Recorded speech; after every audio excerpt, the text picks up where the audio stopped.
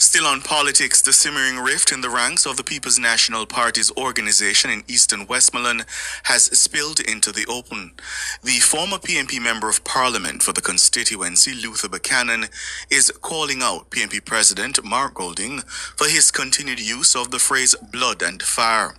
According to Buchanan, such language is reckless, irresponsible, and could incite violence. His criticism comes after a house near his residence was destroyed by fire on Monday, an incident he believes was a deliberate act of arson. It's been an open secret that Luther Buchanan and some PNP supporters in Eastern Westmoreland are opposed to the candidacy of PNP General Secretary Dr. Dayton Campbell. Buchanan explains that his home sits on the adjoining property to the house that was burnt. He says he had granted permission for the structure to be built on his land for a man who was working for him at the time. The house, he notes, was constructed by Food for the Poor. He believes the blaze was politically motivated. It seems to be deliberately set on fire. And I mean, in a society as vulnerable and volatile as ours is, when I hear the leader of the People's National Party talking about blood and fire and telling people to get wicked on them, there are those that are going to take it literal. I consider such statements inciting, irresponsible, and reckless when you want to lead a country. So I am not saying who did it, because I don't have that proof yet, but I am of the firm view, and it is my opinion, that it is a matter of incitement from such comments. Buchanan represented Eastern Westmoreland from 2006 until he was defeated by the Jamaica Labour Party's Daniel Lawrence in the 2020 general elections. He lost by 11 votes. He later resigned as constituency chairman in September 2022.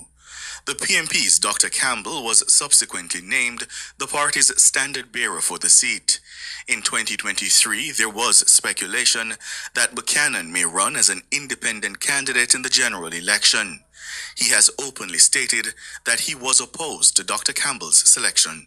It is obvious, it is known from day one that I opposed the insertion of Dayton Campbell in the constituency of Eastern Westmoreland that I once represent. Not out of any ill feeling, but the process wasn't a real process. And for that reason, I objected to him coming. And then, really, I don't see what he brings to the table here, because he had a constituency. In his first term, he lost 4 councillors. Second, basically lost his seat by 2,000, and you're coming to a seat that we lost by 11 votes in a recount. I mean, the way you got here is. So the gentleman that lives in the house is one of those who share my sentiment.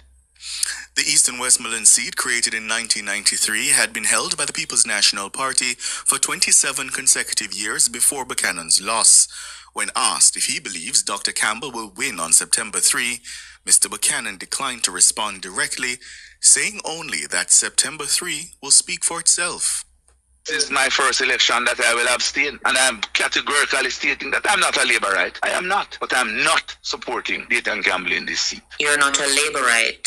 Comments have been made that you're actively campaigning for Dayton Campbell's opponent. Is that so? I have not been campaigning, but I live here and I've had conversations. Am I not entitled to a conversation on my opinion? September 3 will speak for itself. From my observation, nomination day is a clear indication of where the people's hearts are. And I regret that we are at this point in Jamaica, and there are some that would want to turn back the hands of time.